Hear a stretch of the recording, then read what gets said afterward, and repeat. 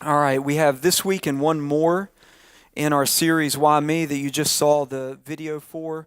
This morning, I want to call your attention to James chapter 1. We're going to look at verses 2, 3, and 4.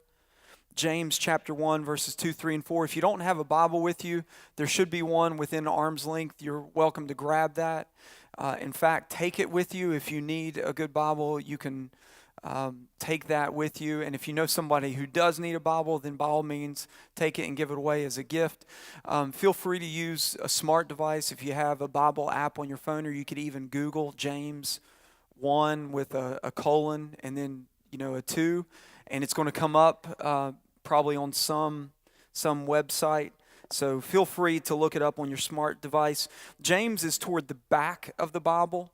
And you can kind of turn all the way to the back and then just start flipping to your left, and you'll get to James pretty quickly. So James was a half-brother of Jesus, and at the time of the writing of this letter, he was the head of the church in Jerusalem.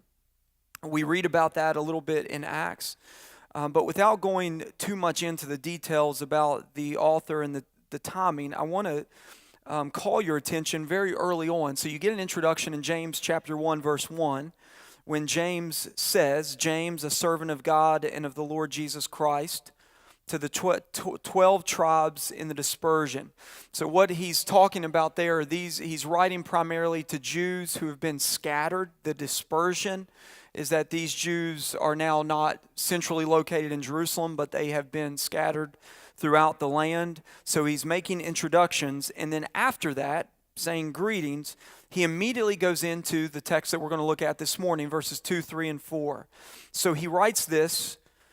He says, "Count it all joy, my brothers, when you meet trials of various kinds, for you know that the testing of your faith produces steadfastness, and let steadfastness have its full effect, that you may be perfect and complete, lacking in nothing." So this becomes the platform, the launching pad for the rest of James' letter, but he begins talking about trial.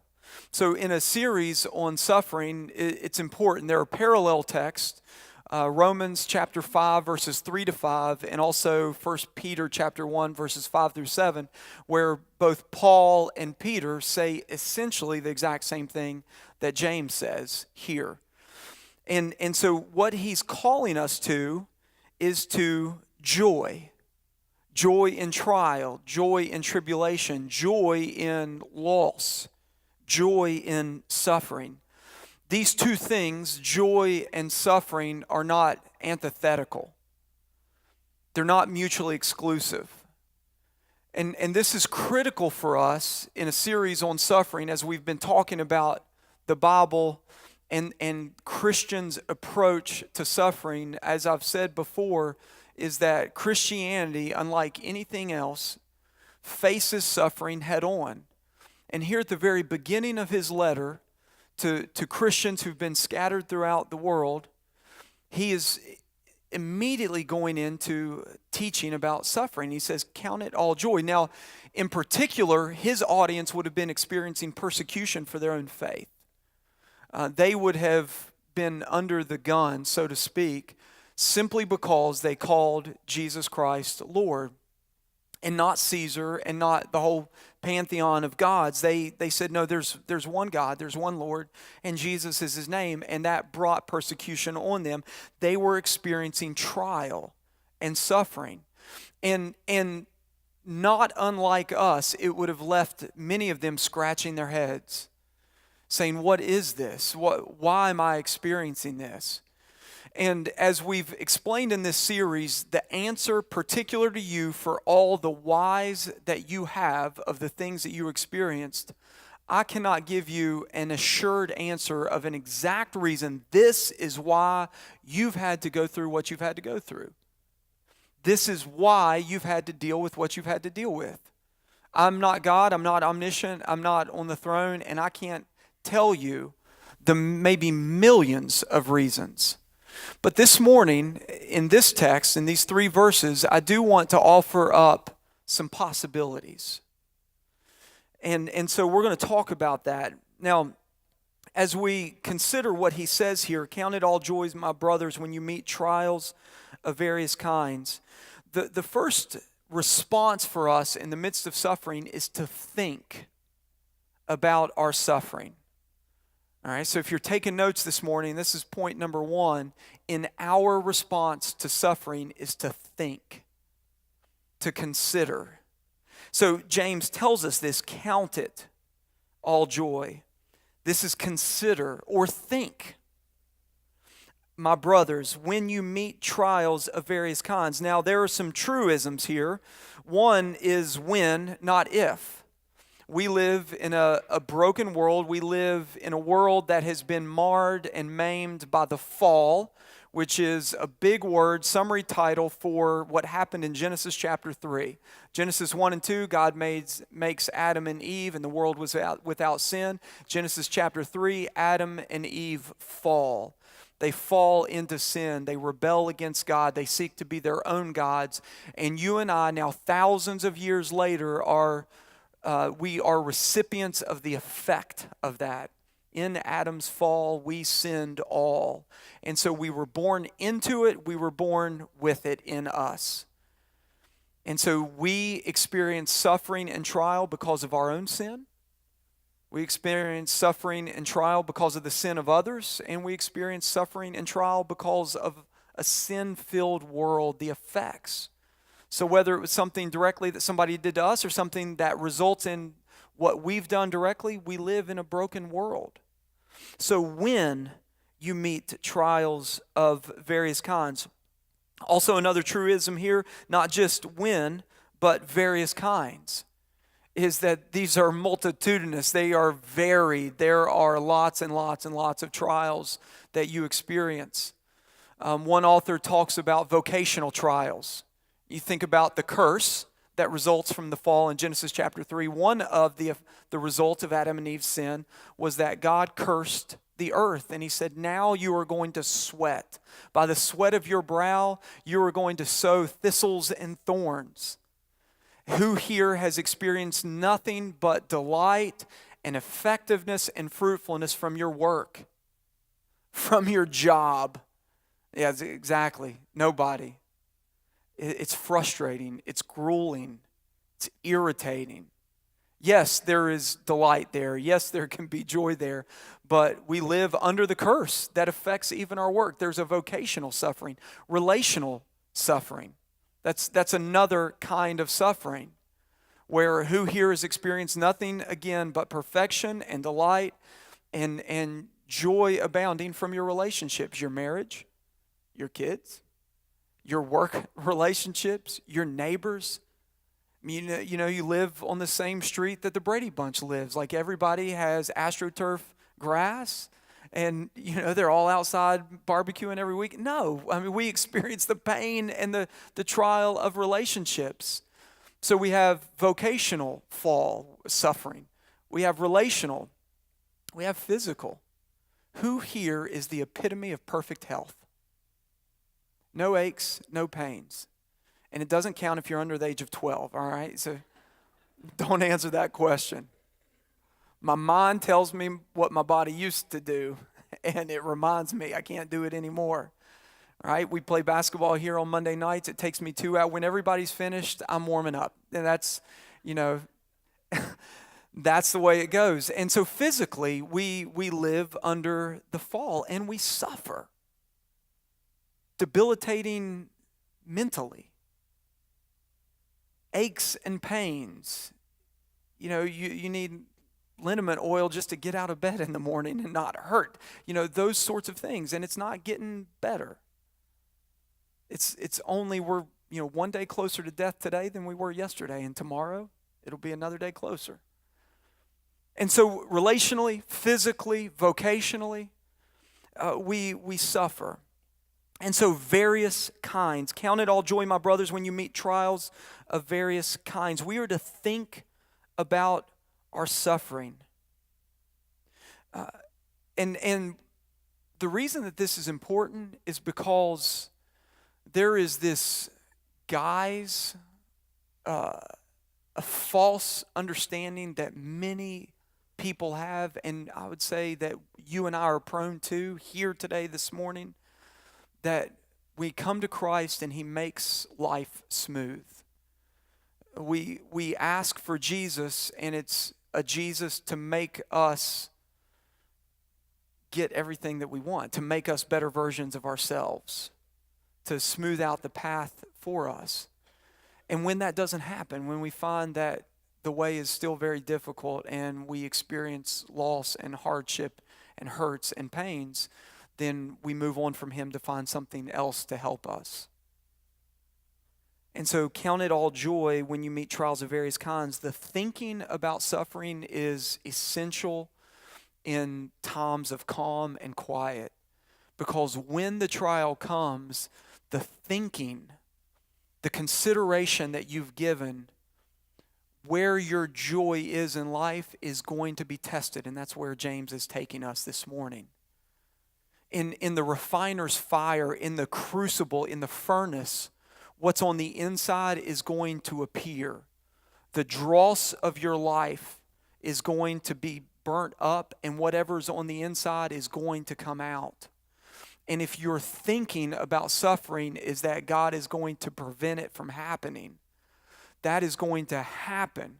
That kind of thought is going to be seen when, not if, your faith is tested. And you're going to find yourself at a crossroads very quickly about, what do I fundamentally believe about God? Does He exist for me, or do I exist for Him? So I was reading this week about this idea, and to put it very simply, in very black and white language, is either we believe that suffering is meaningless, there is no point, or we believe that suffering is meaningful. One or the other. There's no middle ground here. And as James has told us, don't hold that against me. James has told us, as James has told us to consider it, to count it all joy, either when you meet trials of various kinds, either it's meaningless or it's meaningful. And either there is a God or there isn't. And one author said, if there is no God, you have nothing to complain about, because there's no complaint department. You have no complaints in your suffering because there's no one to complain to. So this is purposeless or meaningless suffering. And there's one of the two. It either is or it isn't. And if it's meaningless suffering, you just happen to be one of the unlucky ones that got caught up. You got caught up. You made a bad decision. You couldn't avoid it. You couldn't stop it. But there's no meaning because there is no God. But if there is a God, then there must be meaning. It's one or the other. You can't have it both ways. And our thinking about who this God is and why He exists and why we exist are crucial when we face trials of various kinds. So we are to count, we are to consider. This is head and heart. Joy needs to be defined, because this is the call, to count it, to consider it. When we face trials, to count it what? To count it all joy. And joy is not based on shifting circumstances.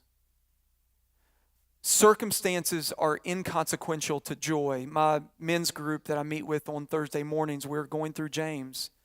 And we talked about this a couple weeks ago. In Hebrews chapter 12, verse 2, in that letter, the author says, for the joy that was set before Him, Jesus Christ endured the cross. For the joy in front of Him, He endured the cross. And for Jesus Christ, the cross was not a unique form of punishment. Many people before and many people after were killed on the cross. Shared this last week on Easter Sunday. But for Jesus, particular and unique, is the cross was the most heinous, torturous form of punishment, because it wasn't just what He experienced physically, but it was what He experienced spiritually. Consider this. The people who can hurt you the most are the people that are closest to you, right? Like if I tell you I'm never going to talk to you again, you're like, okay, find another church, find another pastor, no big deal. But if your spouse says I'm out, there's probably nobody that can cut to the heart deeper. If your child cuts you off and says I'm never talking to you again, the pain of the severing of that relationship, or if a parent cuts you off, the people closest to you can hurt you the deepest. That's true. It's always going to be true. Now you consider Jesus Christ, who was God from eternity, Father, Son, and Holy Spirit, co-equal, co-infinite, co-eternal, always and forever, before the existence of time, in a relationship of love, one with the other. Perfect love and relationship. And then to be forsaken. Then to cry out and hear nothing. And for the joy set before him, he endured the cross. So what is joy? It's an unwavering steadiness of heart that trusts and believes in God for the future. An unwavering steadiness of the heart that trusts and believes in God for the future. And we are to consider it joy. It doesn't say, be joyful about your trial. Because trials are difficult. They're strenuous. They're torturous. And I'm paying lip service to it. My words fall short of even describing it. It's not that the trial itself is what produces joy. It's what's produced from the trial that we can count as joy, a steady unwavering of the heart, trusting and believing in God for the future. So we are to count it. We are to consider it. All of this is how we respond. Now, where I want to spend the most of my time this morning is in this second part. So count it all joy, my brothers, when you meet trials of various kinds. So this shows us the reason why. The reason that we can count it joy when is because of what James is getting ready to tell us.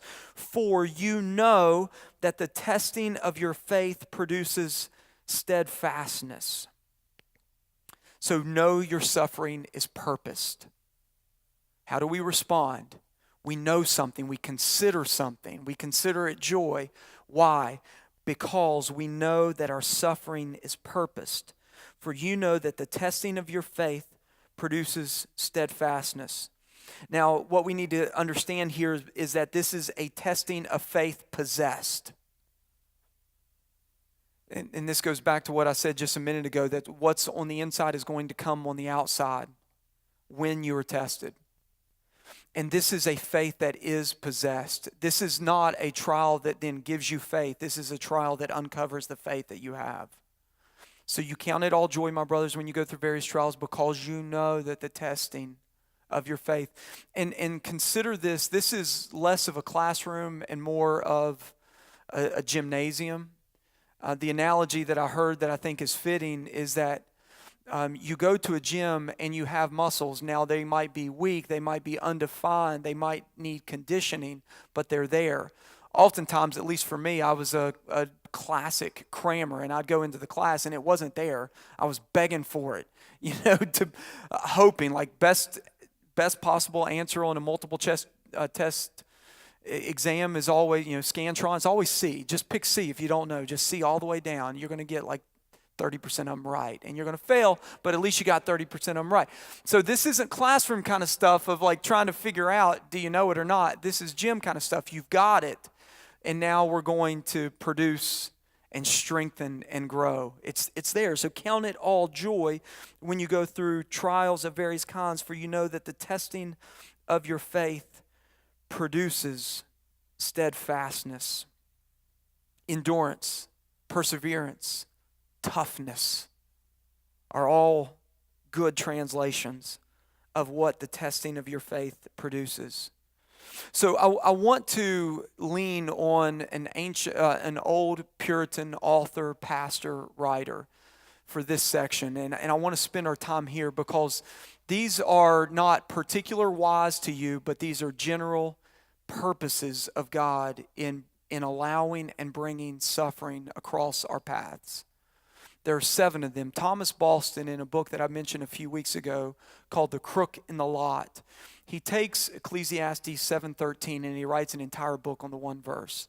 And in that one verse it says, "What God has made crooked, let no man straighten." And so he talks about the crook, the turn, the curveball that happens in your life, vocationally, physically, relationally, and then in a host of other ways. And he expounds on that. And he says, this is from the hand of God because God is on the throne and God accomplishes all that he designs and all that he purposes. Ephesians 1:11, that he works all things to the counsel of his own will, that he is in control. And so that leaves you and I wrestling. Well, if you're in control, God, if you have purposed all things according to the counsel of your own will, then why this? Well, so Boston elaborates on possibilities. So that's needed here for me to explain, is that these are some of the ways that God has designed to use suffering in your life, and they're worth reflection, they're worth meditation. The Crook in the Lot, if you want to read more about it, understand it was written in the 1700s and the language is old, but I've done some translating this morning. Number 1, know that your suffering is purposed. What are some of those purposes? To prove what kind of person you are. So the testing of your faith produces patience. We'll see a lot of people say they believe something that they truly don't. I used to have an ethics professor in seminary that said stated belief plus actual practice equals actual belief. A lot of people say, God, I'll follow you wherever you're going to go. Think about Thomas, one of Jesus' disciples. Before they ever got to Jerusalem, God will follow you anywhere. They're headed to Jerusalem. Thomas, we will go there to die with you. Jesus on the cross, where's Thomas? Where is he? And suffering, like nothing else, proves what kind of people we are. Think about the 4 soils in Mark chapter 4. The gospel goes out. The first seed of the gospel falls on the path and it's immediately plucked up. The next 2 seeds fall in both shallow and rocky soil. And what happens? They sprout until persecution and the concerns of the world scorch them and crush them, until it gets tough, until distractions become central. And it's only the 4th soil in that economy where Jesus telling the parable and he explains it. It was only the 4th one that grew and produced and yielded a harvest. But the middle 2 are the most dangerous. I think the middle 2 are the most confusing to a watching world, because the middle 2 are people that say something that isn't true of their life. And suffering exposes that. It proves whether it is a sincere faith that can't be crushed, that won't be scorched, that will endure to the end, or a hypocritical faith that professes something that isn't possessed. So purpose, one of, that Boston explains, is to prove what kind of people we are. Secondly, is to wean us from the world. So you consider this. I mean, 1 John 2:15, John writes, do not love the world or anything in the world. And you and I, as every day here and walking out of here, we are enticed and lured and sold a bill of goods that everything that the world has to offer is everything that will make us happy. And when suffering comes and when these things are removed from us,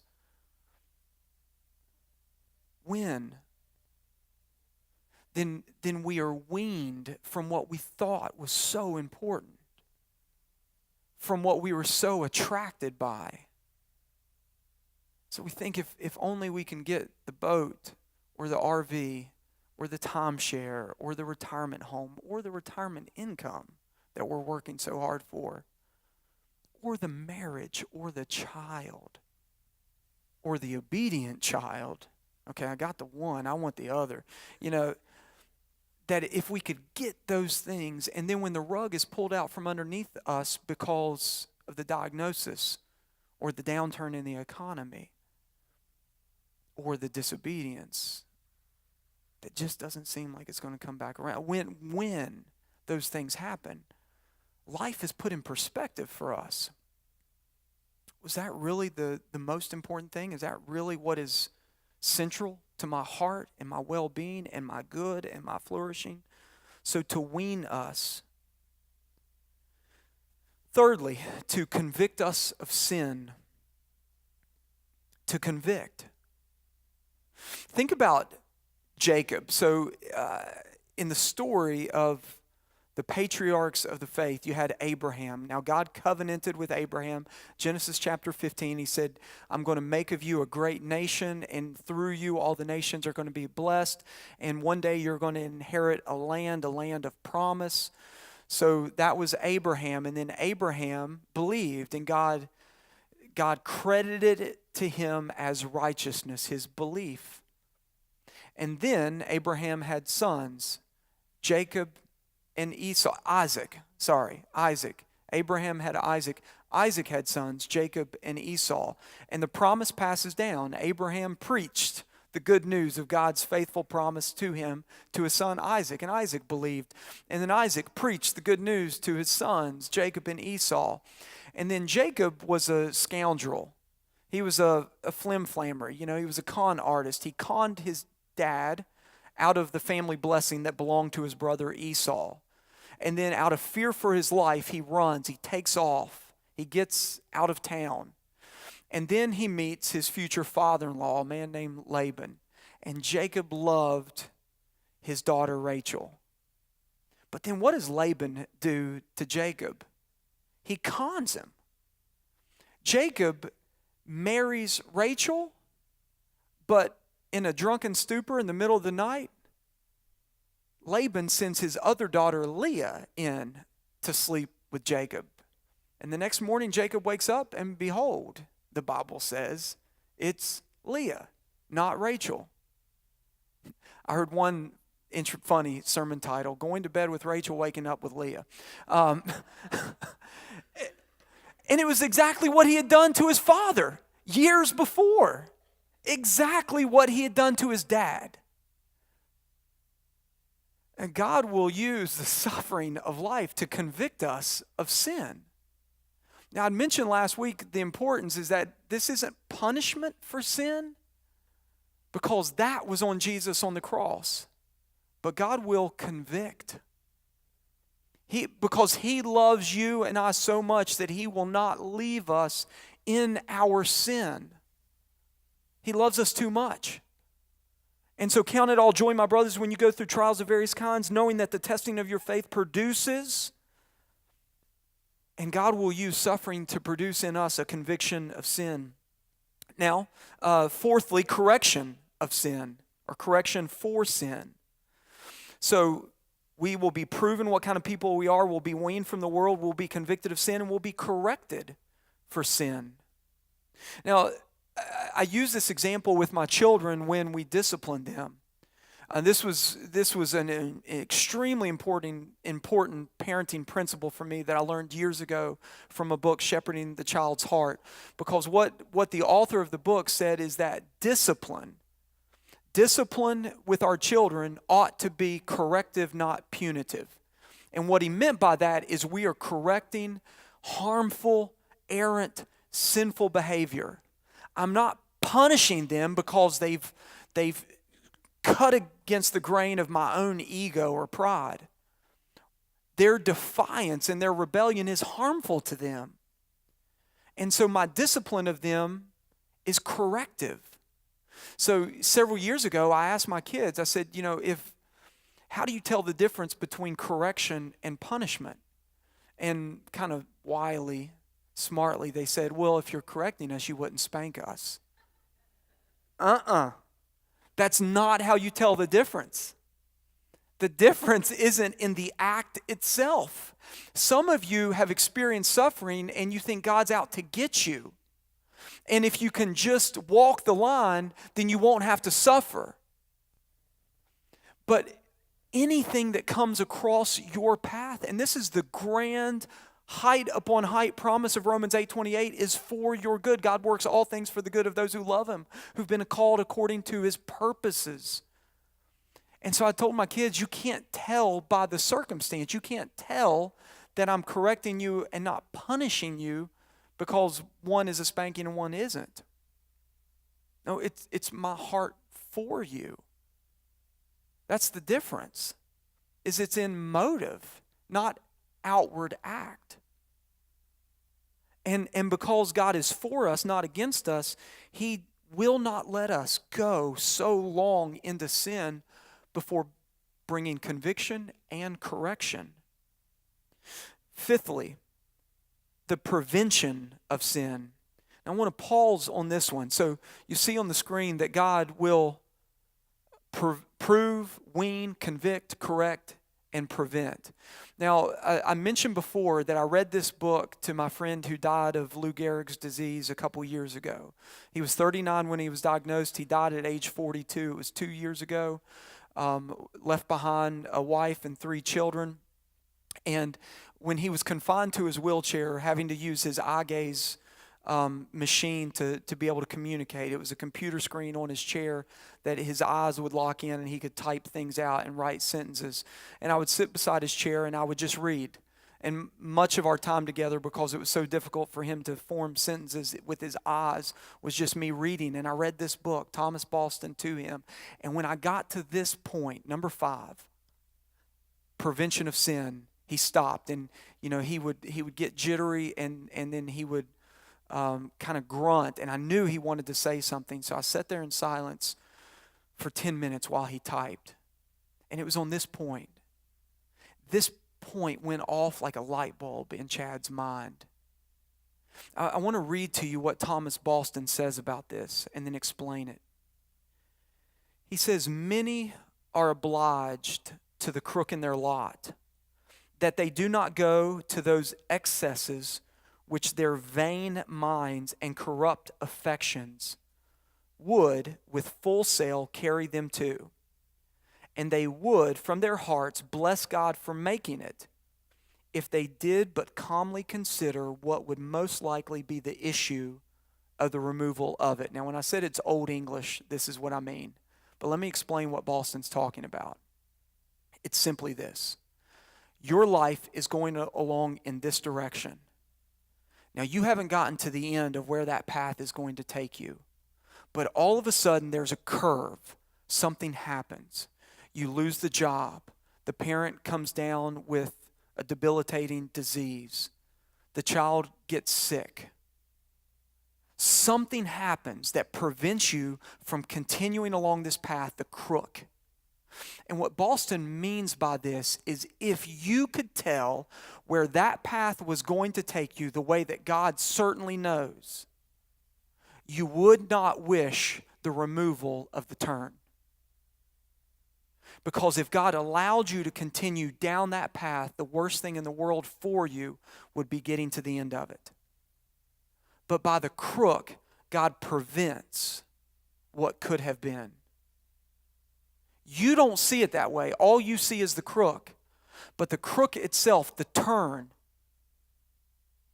the termination, the diagnosis, the divorce, whatever it is that for you is the greatest point of suffering in your life to that point, you don't know what the outcome would have been long term, but God certainly does.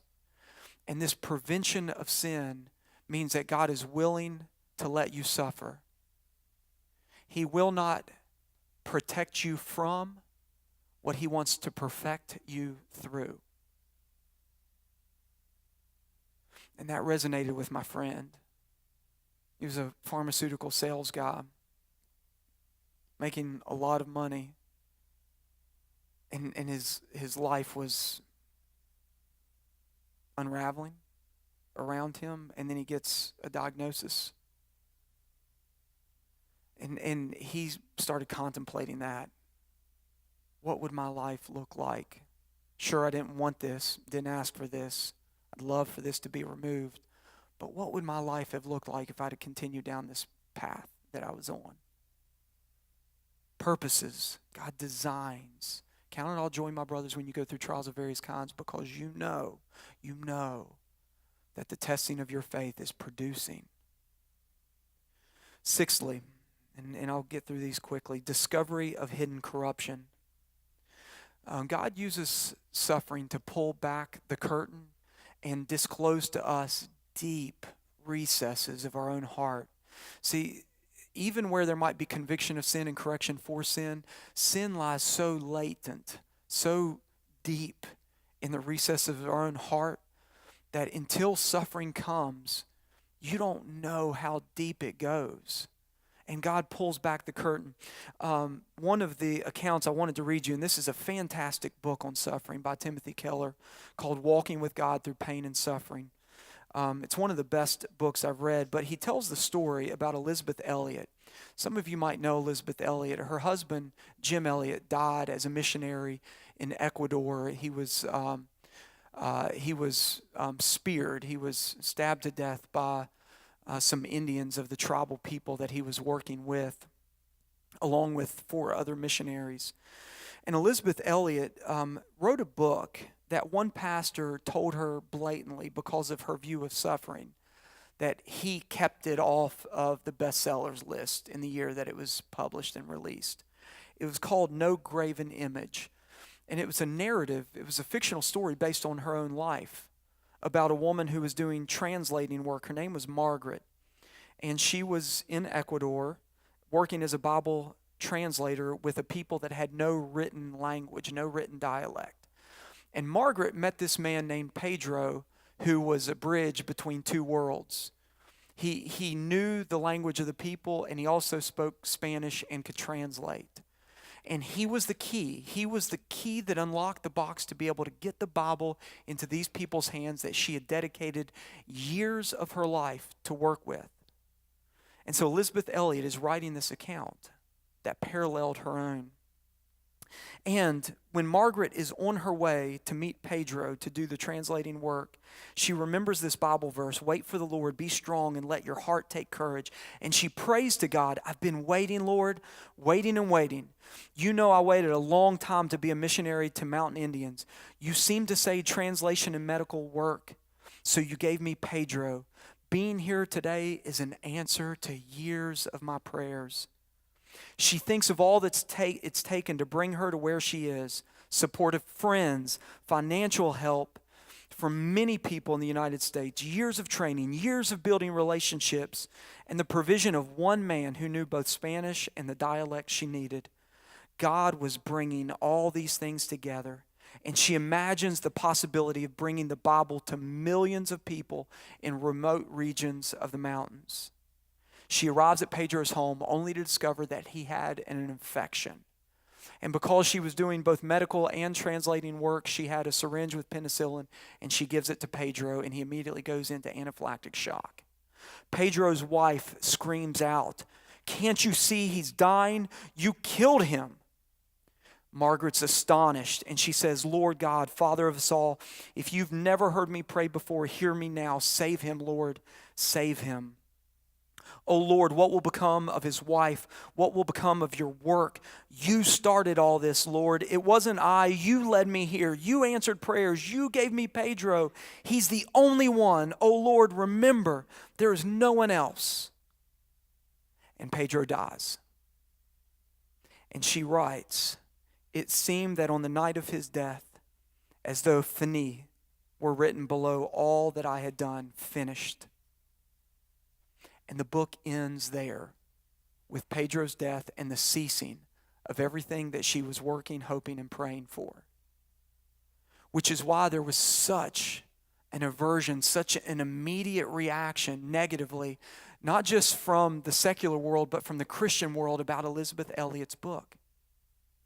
Keller writes that he had the opportunity to sit down with Elizabeth Elliot and hear her explain such an abrupt ending to the book. She pointed out to the last page where she said she wrote this. Now, this is the author talking. God, if he was merely my accomplice, he had betrayed me. So this is Margaret, the missionary, saying, if God was my accomplice, he had betrayed me. But if, on the other hand, he was God, he had freed me. She went on to explain the title of the book, No Graven Image, meant that God, who had always acted the way that we thought he should, was now acting differently, or to the point that God was not in existence to support our plans, how we thought the world and history should go. That is a God of our own creation, a counterfeit God, a projection of our own wisdom, our own self. And so when Thomas Brooks, hundreds of years before Elizabeth Elliot, said that God will use suffering to unveil in us a discovery of hidden corruption, is that idolatry, even of the way that you think the world should work, your wisdom, your plans, they lie very deep. Very deep.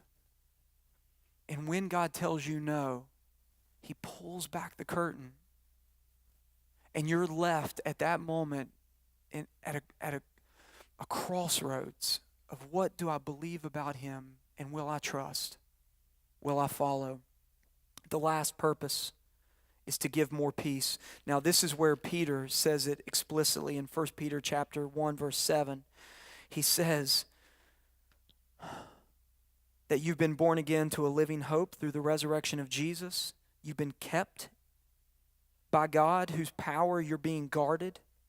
And he says this, in this you rejoice, your salvation, though now for a little while, if necessary, you've been grieved by various trials, so that the tested genuineness of your faith, which is more precious than gold that perishes, though tested by fire, may be found to result in praise and glory and honor at the revelation of Jesus. God gives grace in the suffering.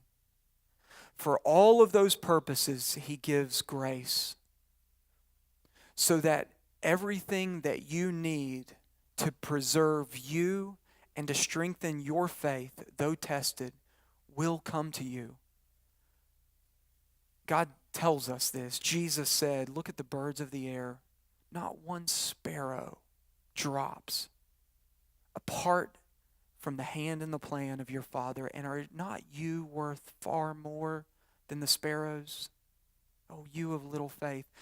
God will test our faith, and he will give grace in it. He will not let your faith be crushed. Though you bend, you will not break. And God will give you everything that you need to persevere. So of all the whys about your suffering, I can't say explicitly or assuredly, but I think Boston is helpful in showing us that God has purposed, as James tells us, that he is going to produce. And what does he produce? He produces perseverance. He produces steadfastness. He produces toughness. And the last response. So 3 responses in our suffering from James 1, 2 through 4.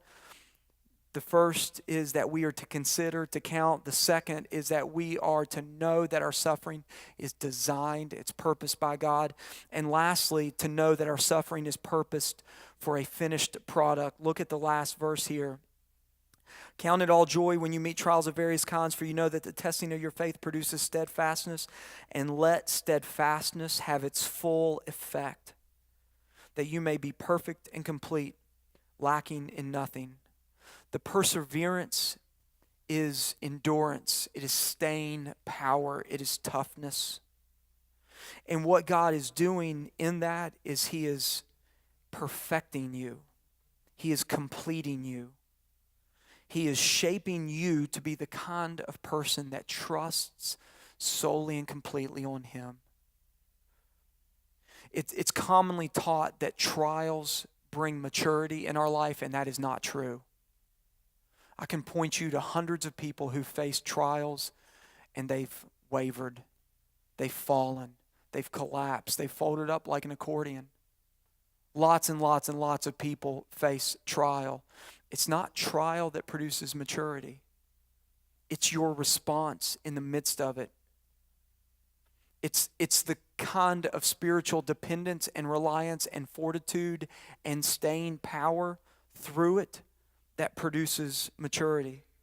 See, with every ounce of suffering, you have an opportunity to glorify God, to turn to Him or to turn away from Him and deny Him. And trial will bring you every time to that crossroad. So James gives an imperative here, a command. Let steadfastness have its full effect. Don't throw in the towel. Don't give up. Don't turn. Let steadfastness have its full effect, that you might be perfect and complete, lacking in nothing. Now, this kind of perfection that he's talking about is not a sinlessness. But what it means is that God is going to compound. He's going to pack virtue upon virtue upon virtue. Think about the trials that you faced that are now in your rear view and where you're at today. And where you have let steadfastness have its effect, you are a better person. You've learned about your weaknesses and where you might go off the rails, and you've confessed that to the Lord, and you've cried out to Him. You've received forgiveness where you responded sinfully, and you know now what not to do the next time around. And God has given you more strength in you having come through it. Peter talks about it this way in 2 Peter chapter 1. He says, His divine power has granted to us all things that pertain to life and godliness through the knowledge of Him who called us to His glory and excellence. And he says this, by which He's granted to us great promises, so that through them we might be partakers of His divine nature. For this reason, make every effort to supplement your faith with virtue, virtue with knowledge, knowledge with self-control, self-control with steadfastness, steadfastness with godliness, godliness with brotherly affection, brotherly affection with love. And if these qualities are yours and are increasing, they keep you from being ineffective and unfruitful. And so this perfect and complete is that through the trial, as you come out of it, God is adding to you virtue upon virtue of the kind of life that loves Jesus and trusts Him even through the fire. How do we respond? How do we respond? We consider it. We count it. We know that He's going to produce something, and the thing that He's going to produce is an end product in us that glorifies and loves God no matter what. Let's pray together.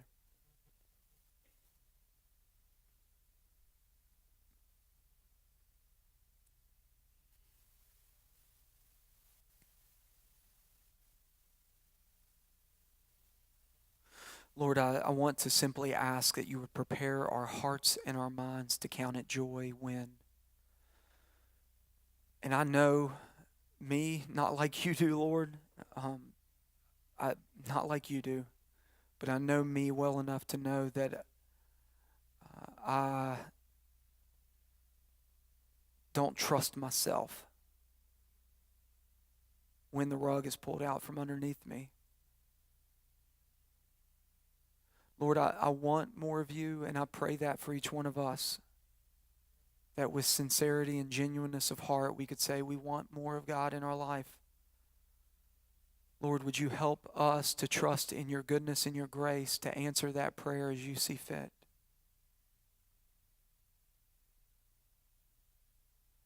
We know that Paul wrote in 2 Timothy that all those who desire to live godly in Christ Jesus will be persecuted.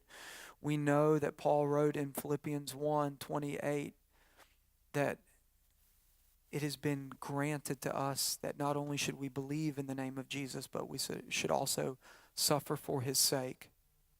God, help us to trust You to do what is good and best and right for us. and be able to put a period at the end of that sentence, no matter what. God, we submit that. We submit competing desires and motivations. We submit wavering faith. We submit all of it to you, Lord. Help us to believe the promise that you are at work for the good in all things, because you love us.